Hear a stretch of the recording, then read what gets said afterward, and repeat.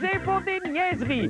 Oh, franchement, ce n'est pas parce que des fois le chef de police s'en est servi dans ses réceptions pour tailler des carottes de fantaisie en spirale qu'il faut s'indigner. Et René Angeli l'aurait fait congeler son sperme. Imaginez René les culottes aux genoux dans un congélateur en train de se passer un Willy. J'espère que Céline fera une chanson là-dessus avant sa fausse retraite. Bonne fête du monde, mesdames et messieurs. Tout d'abord, des nouvelles... Mais, mon Dieu, mais qu'est-ce que cela sent-il, donc? Mais qu'est-ce que... Vous sentez rien, vous, à la maison? Vous êtes sûr? Essayez encore. Sentez. Ça sent, ça sent, ça sent... Oui! Ça sent la chance! Et votre loc commence tout de suite parce que ce soir, c'est le retour de mon fameux concept. Passez donc au salon, ou en toute camaraderie vraiment. Je vous invite dans mon living pour commenter l'actualité avec un sans gêne. Ma foi, presque gêne. Oh, que c'est bon d'être moi. On commence. Les petites guirlandes de lumière blanche de Noël disposées en forme de glaçons là, font tellement fureur que les grands magasins ne parviennent même pas à répondre à la demande. Passez donc au salon.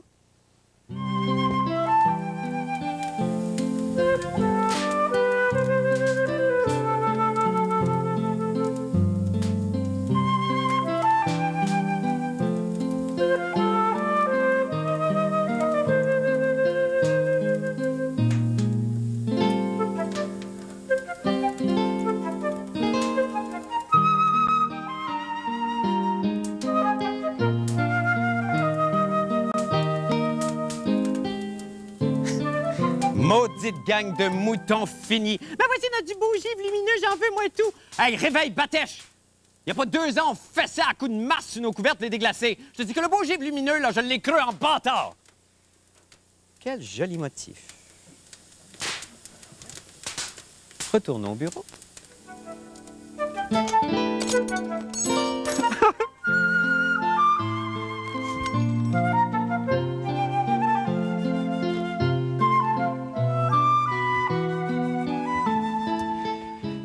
Le département de la justice américaine révèle au terme d'une enquête que la violence des jeunes aux États-Unis est à son plus bas niveau depuis 1987. Passez donc au salon.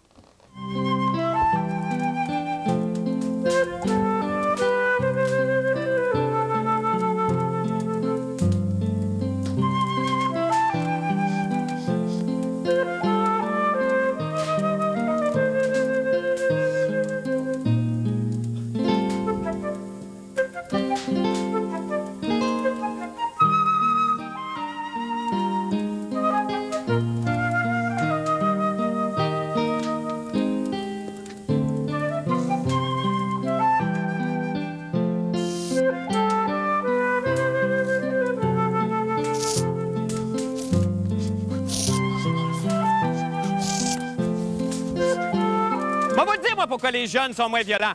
Ils sont tous morts fusillés dans les écoles, vierges. Mais un gun dans les mains de n'importe quel jeune, il va baisser ça, lui, un taux de violence, puis en plus, il va passer à la TV. Revenons au bureau.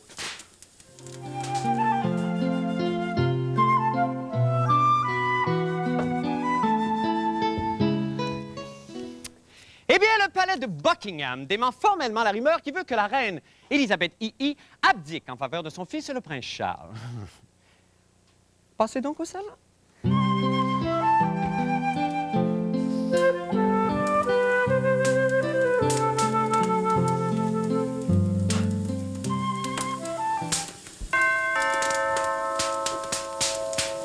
Jésus vous aime. Un instant, s'il vous plaît. Hey, la vieille sèche, là, ça va prendre une spatule puis une pépine pour la sortir du trône. Sa mère a 100 ans, puis la vieille Christ, ça fait encore des backflips dans les parades. Fait qu'avant qu'on ait fini d'y voir sa vieille facelette de pruneau snowdicène, on a le temps de fermenter, bâtard.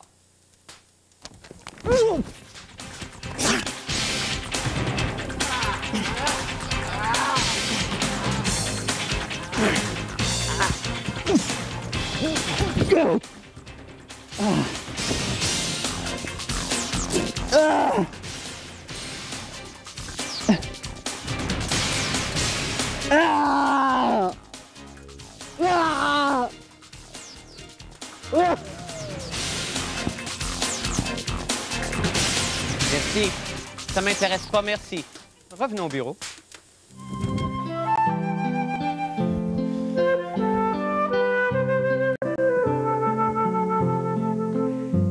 Eh bien, c'est déjà tout pour passer donc au salon. Maintenant, pour les nouvelles de la fin du monde. Ah ben, depuis 1997, la police de Montréal s'est munie d'un hélicoptère afin d'optimiser la force de frappe de nos constables.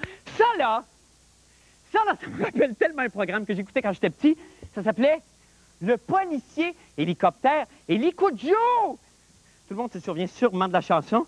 Attendez.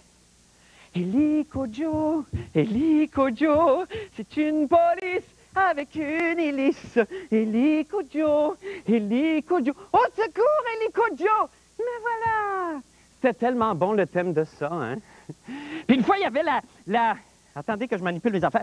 Il y avait la fermière. Ça, on s'en souvient sûrement. Il y avait la fermière Gretchen. Puis sa vache, qui est là, qui était malade dans son champ. Alors, elle a crié, Hélico Joe! Hélico Joe! Hélico Joe! Mais voilà! Hélico Joe est arrivé, puis là, il a coupé la vache en deux. C'était plate pour ça, l'émission, parce qu'il contrôlait mal son hélice. Eh bien, il semble que ce soit aussi le cas pour l'hélicoptère de la SPCUM, puisque les plaintes à son sujet abondent, même si de leur côté, les policiers se pètent les bretelles. Monsieur Jean-René Dufort a exploré les deux côtés de la médaille. On écoute.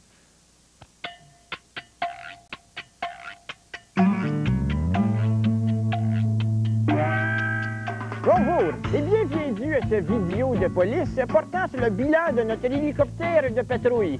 Car oui, pour une fois, on a fait un bilan et on en est fiers. C'était en effet hier au headquarter de police que le directeur Serge Meloche présentait devant la Commission de la sécurité publique le bilan des interventions hélicorportées de la police. Écoutons-le si c'est beau. Nous estimons avoir pu démontrer à ce jour que l'intervention héliportée, c'est une valeur ajoutée dans le mandat de sécurité publique parce que ça nous permet d'intervenir de façon rapide dans une situation d'urgence et d'accroître l'efficacité. Il est important de démystifier l'hélicoptère de patrouille, car c'est un peu comme un char de patrouille, sauf que quand tu vas chez Dunkin' Donuts, la marche pour descendre est plus haute. L'hélicoptère a été en vol 16 fins de semaine au courant de l'été, a effectué environ 250 quelques heures de patrouille. Il est important de rassurer la population et de lui dire que nous avons toutes appliqué les recommandations de la Commission sur la sécurité publique. Les voici. En accordance avec les directives, nous avons changé la lumière 100 watts d'en avant pour une 60 watts. Nous avons éliminé le lance-missile, posé un gros muffler et soudé les fenêtres pour que nos agents en devoir ne garochent plus leur restant de beigne au-dessus du plateau Mont-Royal. J'ai entendu parler d'un cas où les gens étaient couchés sur leur terrasse en petite tenue, pour pas dire à poil, et puis à 3 heures du matin, ils ont eu un faisceau lumineux de l'hélicoptère qui les a vraiment braqués. Vous devriez voir la belle collection de photos de filles tout nues qu'on s'est faites cet été, vous. Pour les 10 premiers mois de l'année 99, nous avons reçu et traité 60 plaintes adressées par 57 citoyens, dont 28 plaintes qui nous provenaient du plateau Mont-Royal. Oui, c'est sûr, la première année, le monde chialait, mais regardez comment nous avons transformé ce citoyen chialeux. C'est comme si on allumait un blender dans votre chambre à 3 heures du matin. En citoyen totalement satisfait. Ils ont fait un effort et puis je les en félicite. C'est pas beau, ça? Ici, Constable Dufort, à Montréal. Ah bon, le personnage, voici le vrai Jean-René Dufort. Salut, Bonsoir, Je dois Jean-René. me confesser. Qu'est-ce que c'est? Tu sais, bon, je sais que tu aimes ça, les reportages avec du contenu. Oui. Sauf que la police de la communauté urbaine de Montréal ne veut plus nous parler parce qu'on est des clowns. Et elle a dit, on haït ça quand tu t'habilles en police, t'as un gros ventre puis tu parles de beignes. Alors, tu me connais. Ah ben là, évidemment.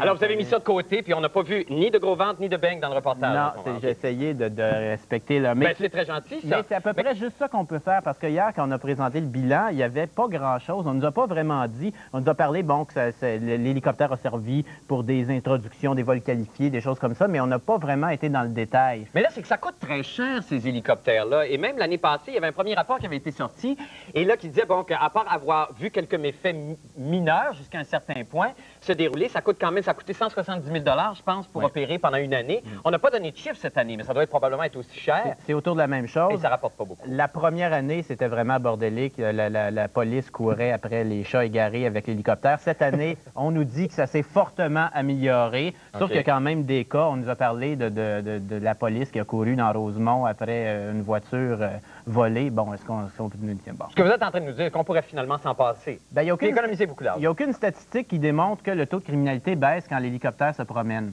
Et c'est tellement dérangeant, ça. Ben, je sais bien. Mais Merci. Merci beaucoup, Jean-René. C'est tout le temps qu'on a. Okay. Excusez-moi. Non. Nous allons faire